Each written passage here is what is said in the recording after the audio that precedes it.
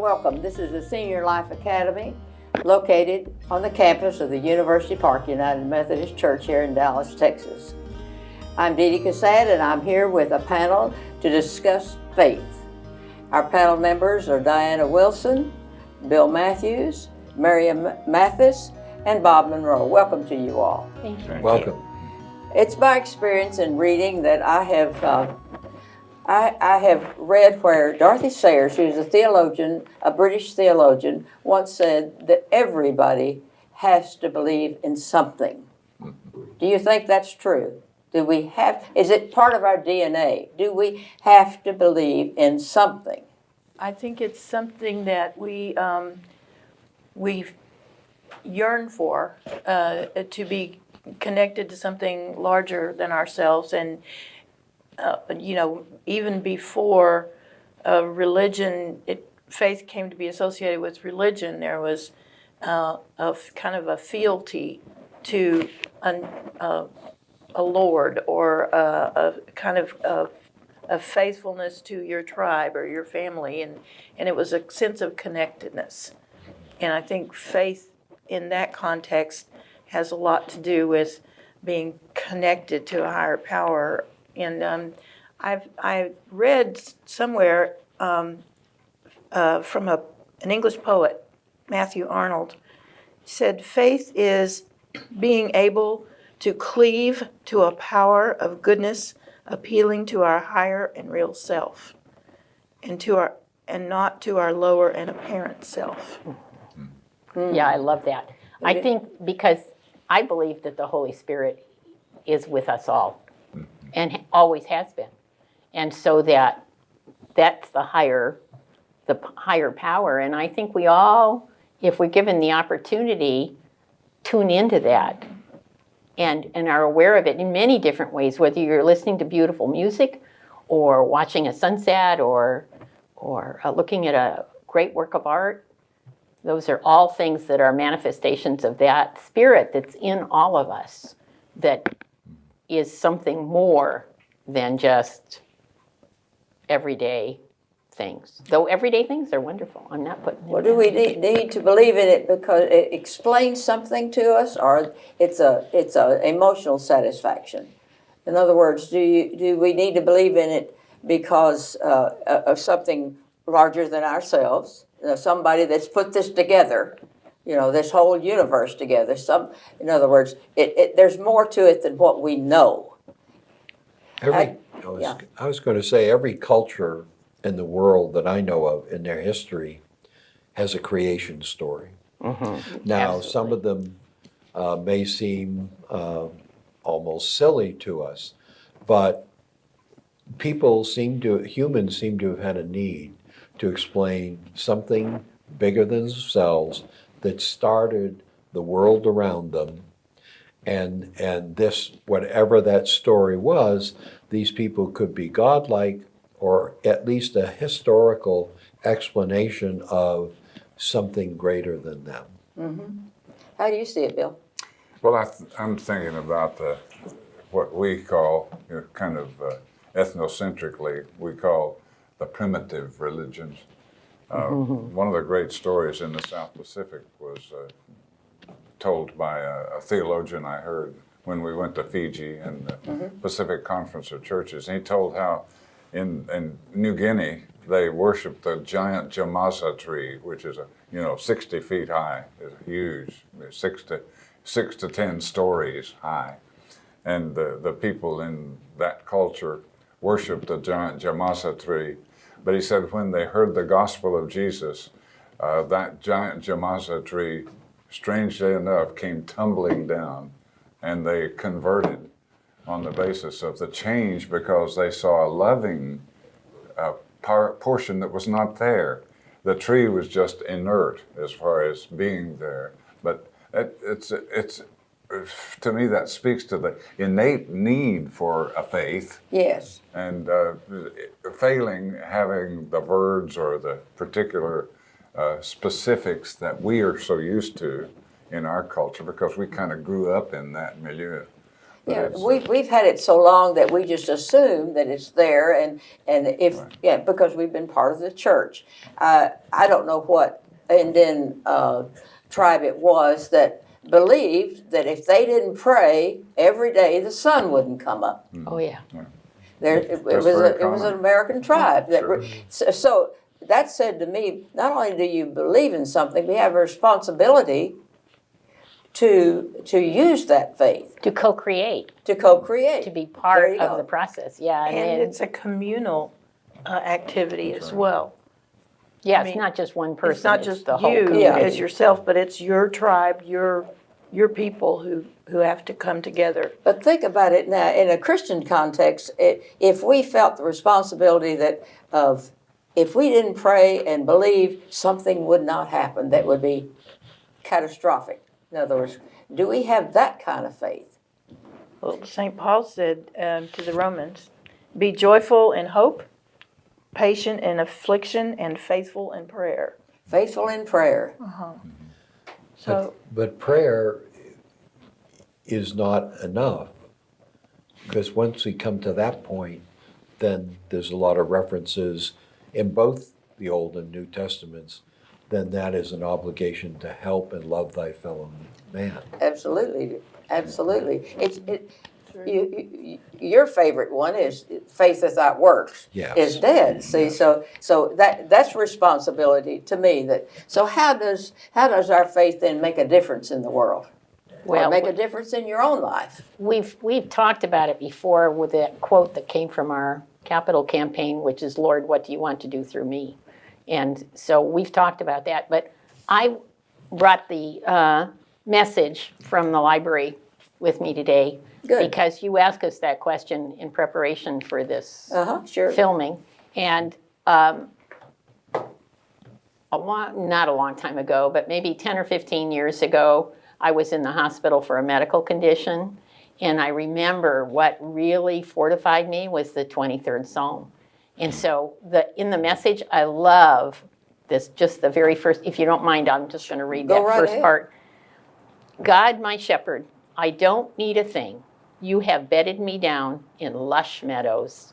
You find me quiet pools to drink from. True to your word, you let me catch my breath and send me in the right direction. And then it goes on. But is that not wonderful? I mean, I think for me, that's where the rubber hits the road, is that we are not alone.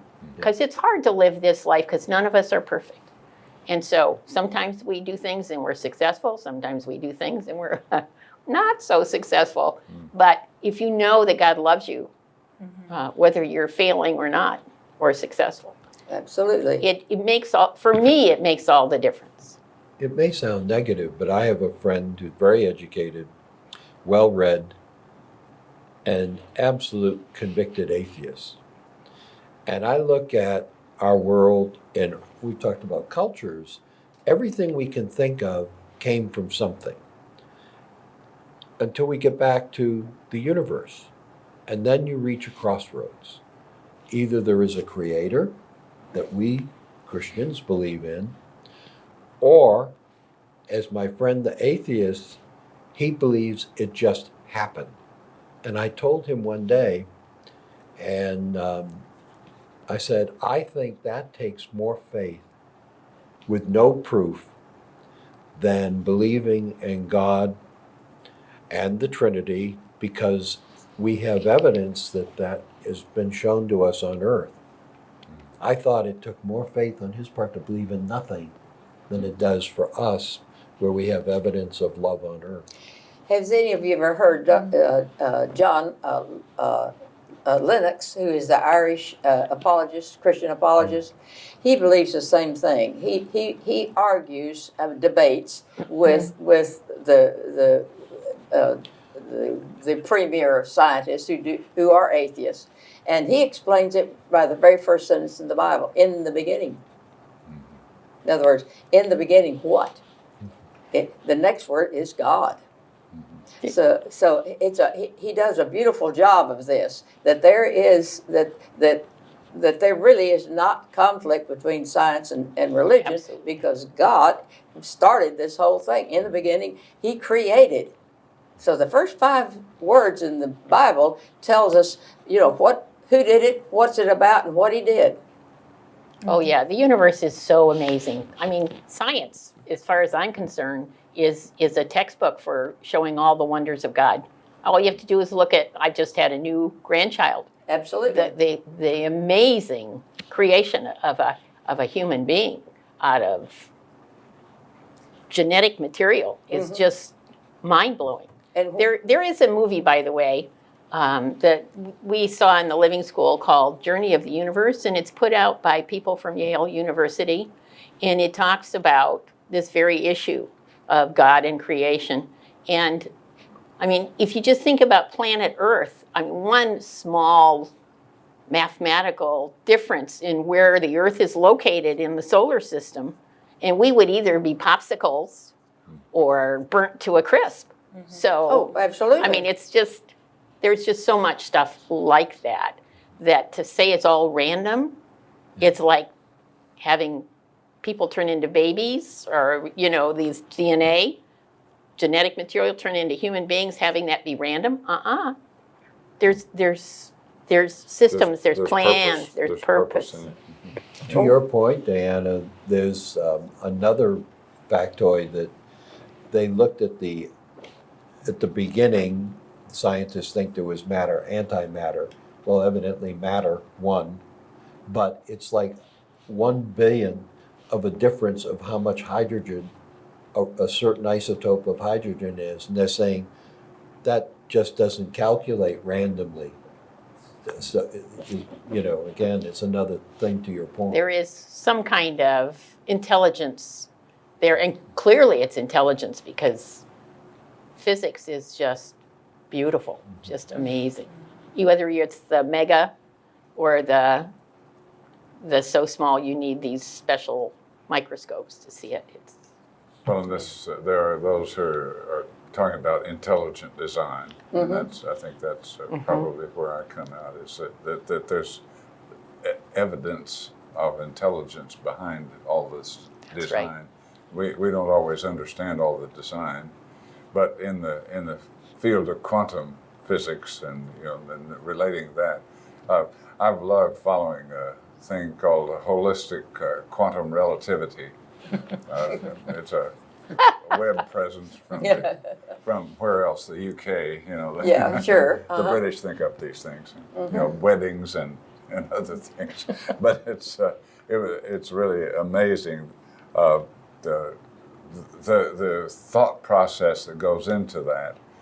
Really connects with the scientific understandings that are moving forward, post Einstein in many ways, to a whole new understanding of how the interconnections of all of this intelligent design are related to each other. All is all and one is one kind of idea. Yes.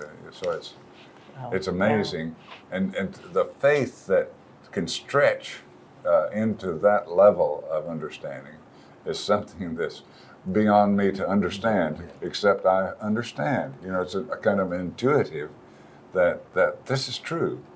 And I can't describe it, but I can grasp it in the viscera, because it It's makes true. sense. Because it's true. Isn't that what faith is? So Yeah, it is, exactly. It's making sense.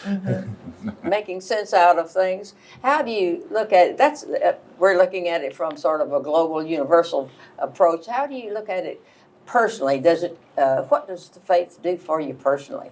Does it make you more confident? Does it give you assurance? Does it ground you? What does faith do for you? I have Diana? when you sent these questions out, I thought, I've got a story. You got a story. I've got a story, yeah, because when I raised 2 boys, and one of my sons in high school, who was always a very responsible, independable person, did not come home one night. He didn't come home, he didn't call, and it was before smartphones. So we weren't as connected as we are today. Today it would have been easier to deal with this. And I remember one of my friends had given me a prayer stone and I had it on my bedside table. And I remember waking up at some point and realizing that my son still wasn't home. And I remember getting up and getting that stone and saying, okay, God, I can't do anything about this. I think it was like 1 or 2 in the morning. It's yours, you take it. And I went back to sleep. We all have had something like that, have we not? Yeah, where I just had this trust that God was going to take care of him. And it did turn out to be okay. There's lots of drama in this story. Lots of details people don't need to know. But for me, that is also another case where the rubber hit the road, where my faith, my trust in God, and my knowledge that I really couldn't do anything except let it go was just priceless. But what that says to me, it takes away worry. It did for me, for sure. So it served you. It did. It fed you with what you needed at the moment. So faith is an interesting thing. It's not only qualitative, but qualitative. Yeah. It does specific things for us from time to time. It's an antidote to fear in a lot of cases, and Yep. and it doesn't always necessarily just pop up or float to the surface immediately, but if you're the idea of rubbing that having stone and something of tactile. praying and of just calming yourself down in whatever prayer you're thinking about, that can help it become real for you and become calming and bring the faith back into your consciousness so that you can wrap your soul around it and say, okay, I have to hold on to this. And that verb that Arnold used, the cleaving, it's like holding on for dear life to something. And the faith that, when Peter had to step out of the boat, your favorite thing, and step out of the boat there. And it's one of those situations. And then I had something happen fairly recently where I had to have a difficult conversation and with somebody I loved, and I was so worried about it and so fraught. And I had the sense as I was driving to this encounter, okay, you're going to have to put it in God's hands. You're just going to have to. And I know it sounds kind of trite, but when you do that, I, in that moment, had a real, very calming, cooling kind of experience. I knew it was going to be okay. Because you kind of let go. One of the tricks or techniques, whichever you want to consider it, how you describe it, but the whole mindfulness movement that is in contemplation, and it's one of these things I've looked at for years and don't really get there very often, but the contemplative who was able to scrub the mind of all other thought and then just be, that's something I hanker for. Yeah. And my faith is that that'll be rewarded some way, sometime, somehow. But to be mindful of God, and that's a blessing that is prevenient. It's already there. The grace is already there. Absolutely. But my reminder to myself, my mindfulness, is to say, hey, remember, that's there. And your faith is there, and your trust is in the Lord in that instance. And that's what picks me up out of the ditch and the dust and says, okay, so walk on. And so we walk on. I love that. So there is a sense in which all of us have come to the point where our faith is exercised. It's apparent. Do we discuss that very often with others? How do we help others get the depth of the faith that we feel ourselves from time to time? How do we share that? Well, we share our stories. I do. I mean, Absolutely. I've told that story to a lot of people about my son. I also think we swim in a culture that's filled with fear. I mean, they sell us stuff on TV. This is bad thing's going to happen. That bad thing's going to happen. So you need this, you need that, you need the other. I mean, we live in a fearful time. There's a lot of fear around, and I have a tendency to awfulize. I'm sorry to tell you that, but it's true. I can come up with the worst case scenario for things. And if you're not mindful, if you're not aware that you do that, you can see that as reality when in truth it's not. It's just your mind being creative about what kind of things could happen. Mm-hmm. But if we are mindful, if we know that God is always there with us, helping us, I think God's with us every day, all the time, in the big things and the little things. Absolutely. And so, But to have faith in that, you see. and trust it, And yes. trust in that. That's right. That is interesting. Well, then that's transformative. That transforms my fear into hope and possibility. Yeah. Absolutely. And Yeah. And it helps us to, when we have faith, does it not? It helps us to listen to God more. In other words, if that's why you went to sleep, Yes. you see. In other words, your assurance was so confident, you had enough confidence Yeah. that I could let go of all that you awfulizing. let go of all the fear, and otherwise your mind would have thought of all kinds of scenarios of yeah. what could have happened. Yes, and none of them did, of And- course. Yeah. and- Not of course, but none of them did. But we've all played that game, the what if, Mm-hmm. if we didn't do something. I think we've had a very good, interesting discussion on this. We would like to hear from you. Our website name is at the bottom of the screen. We'd like for you to contact us, tell us your opinion of what you consider your faith to be, and any questions you might want to ask us. We would love to hear from you. In the meanwhile, may God surround you with His grace.